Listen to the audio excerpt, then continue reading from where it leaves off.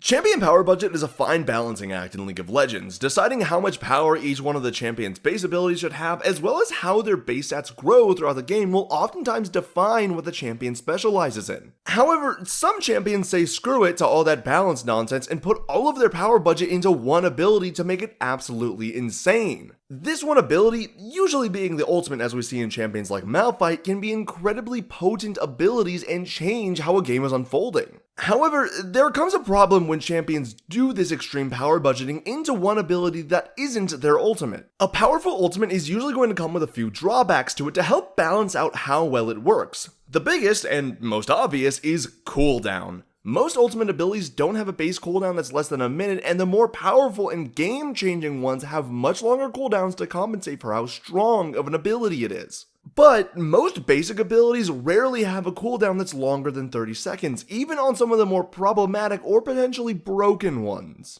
However, out of all these champions whose power budget is so heavily placed into one ability, there stands a king who has one ability that ruins the rest of his kit. You get it? Because he's the Rune King? I'll show myself out. Viego's passive is possibly one of the most overloaded abilities in the game despite being relatively simple to understand, and it's what causes all of his other abilities to be quite simple and somewhat lackluster in terms of their damage or effects. After securing a takedown on an enemy champion, Viego spawns a Wraith where they died. If Viego auto-attacks the Wraith, he becomes untargetable, healing himself and turning into that champion with their current level, current items, current ability levels, and everything else besides their ultimate for the next 10 seconds. This means that even if your Viego is doing poorly, he doesn't need to hit a Yasuo or Yone 010 power spike, because if your team catches out the fed enemy ADC and he gets even a lick of damage onto them, now your team has the fed enemy ADC. Combine this with the fact that this ability also resets his ultimate, an ability which has great AD scaling and execute damage, and Viego can become a special type of problem during a teamfight regardless of how well he's actually doing. But surely by now you're asking, but Tarian, this sounds exclusively beneficial to Viego. How is this ability a problem for the rest of his kit? And to that I ask, how did you get in my house? Regardless though, because of this ability being so overloaded and potentially game-breaking, the rest of Viego's kit suffers because of it. Usually this isn't as noticeable in cases like Malphite or Shen, their basic abilities can still be quite good due to the long cooldown of their ultimates. But since Viego's passive has a 0-second cooldown and is only limited by who he gets damage onto, he doesn't have this same methodology to his basic abilities. His Q has, if I'm not mistaken, the lowest base damage in the entire game, yes, even if you count in the damage on his second auto attack from his passive. His W is the ability that you max last and doesn't scale at all outside of damage, and its damage scaling is the opposite of the damage type you'd normally buy unless you're Dark Main. And his E is effectively just an attack speed steroid that most people can just walk away from because it's tied down to a specific zone, and unlike Trundle W, it isn't a gigantic zone unless you hit a wall. Oh yeah, in addition, you only actually get the bonus movement speed when you're camouflaged, so it's either a bonus attack speed or a bonus movement speed buff and not both. Even his ultimate, for as good of it is kind of just okay, because without any form of crit chance, the ability doesn't really get to deal that much damage because it's completely based off of his AD and doesn't have any base damage to it. All of this leads to base Viego feeling like he's always walking on a thin line of not being ahead even if he's significantly ahead, and feeling like he's way too far behind when he's behind because he's so reliant on his passive to be useful during the game. All of this culminates into Viego having 3 different builds that all have clear weaknesses due to his playstyle being split on what it's trying to accomplish due to how his kit works and the scaling of his abilities. Firstly, you have standard on-hit Viego grabbing a Blade of the Rune King, Wit's End, and other on-hit items, along with usually a Trinity Force to try to abuse his 2-hit passive from his Q that applies on-hit effects at full effectiveness. You have Crit Viego, which makes use of Viego's incredible crit scaling on his Q and ultimate, which boosts those abilities up into actually being able to do damage and not just being there for show or being there to apply his Q passive. And finally, you have Bruiser Viego, where you get items like Trinity Force and Black Cleaver for health, Death's Dance and Wit's End for tankiness, and of course whatever else you can get your hands on to look like a normal top lane bruiser. But each of these builds highlights something strong, but also has a weak point about Viego's kit. The on-hit build highlights Viego's incredible rate at which he can proc on-hit effects due to his Q's passive, but that shows off the massive lack of base damage that Viego has, as he's now super reliant on getting as many auto attacks off as possible in as short amount of time as possible because his Q's base damage is abysmal and most on-hit items don't have high AD on their stat lines. The crit build is probably his best damaging build as of now, and his Q and his R will actually do damage with it, so much so that not putting any amount of crit chance into your build on this character basically feels like you're gutting him yourself. However, unlike other melee characters that are incentivized to go crit, Viego's kit doesn't have a whole lot of crowd control or survivability in it to make sure that he can actually get his damage off without being blown up first. His W and E are the only abilities that can be used defensively more than offensively, but all that gets him is one of the smallest dashes in the game and being unable to use his stun if you're trying to get away, plus a small amount of movement speed that's only active if you're camouflaged. Finally, his bruiser build is probably the weakest of them all due to it making him better for longer trades, but Viego's playstyle wanting to move from bursting one target to bursting another to another, making it not synergize properly to get the maximum amount of possessions and therefore the maximum amount of ultimate resets. This lackluster kit that doesn't synergize exceptionally well with any of his standard builds is a byproduct of his passive being too overpowered. If done in a perfect world, Viego is able to get his full base kit off on a champion, plus his ultimate, possess that champion, use all of their base abilities as quickly as possible because they're off cooldown when he possesses them,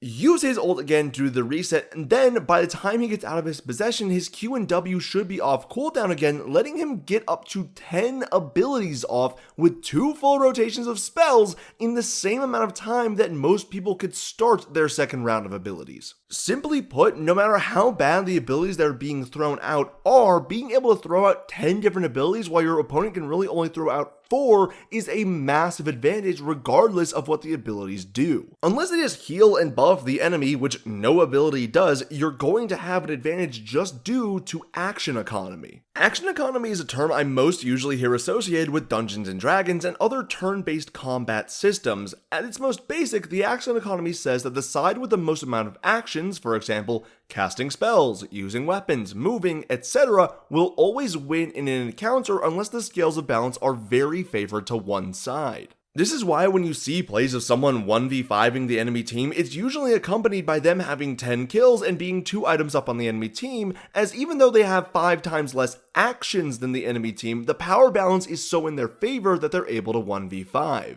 For Viego, however, every time that he kills and possesses someone in a team fight, he immediately gets all 3 of their basic abilities off cooldown, and his ultimate's cooldown resets, effectively allowing him a full new round of abilities to just launch at the enemy team. This means that during a teamfight where Viego's on roughly equal footing with everyone else in the game, a single possession can truly make or break the situation for his team due to how the action economy works. Bringing us right back up to the start of it all, this means that the rest of Viego's kit has to be lackluster in terms of damage, utility, overall effectiveness, and thus not giving him too much of anything, or else he'd be absolutely dominant in every game just due to how overpowered this one passive can be. Because remember that the 0-20 Viego can still become the 20-0 Zeri if given the right setup and lead his team to victory, because he's the only champion in the game where it literally doesn't matter how well you're doing on him, because you can always find a way to be effective with this passive. So what can Riot do then to actually help out this character and make him feel like his gimmick is intact while not making him as broken as possible? I mean, for fuck's sake, if I'm not mistaken, his W is one of only a handful of abilities in the game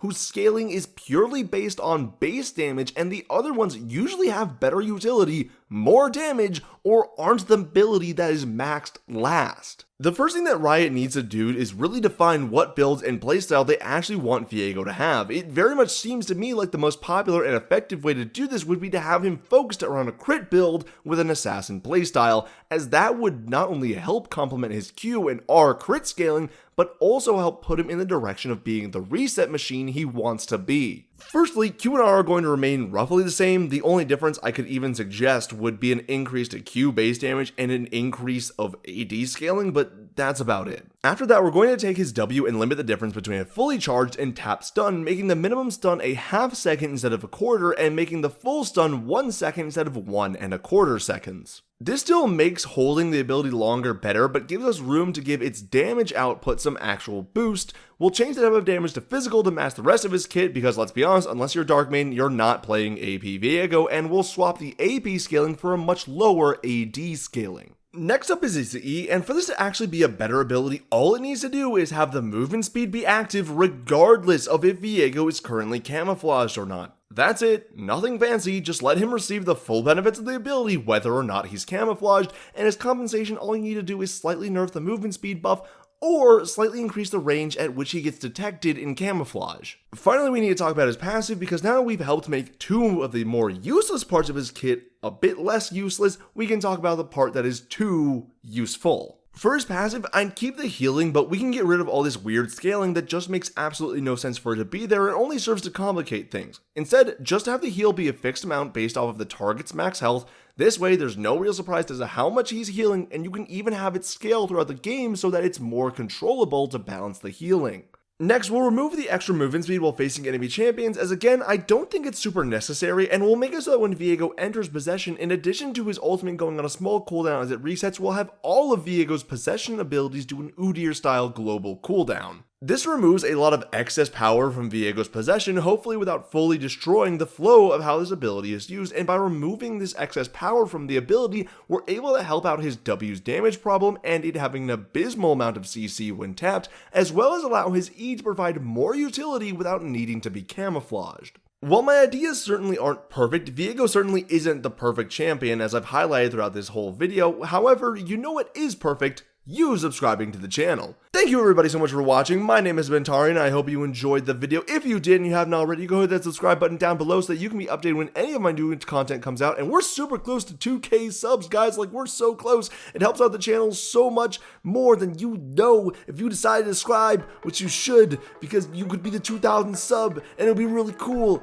Anyways, I will see you all next time. Bye bye.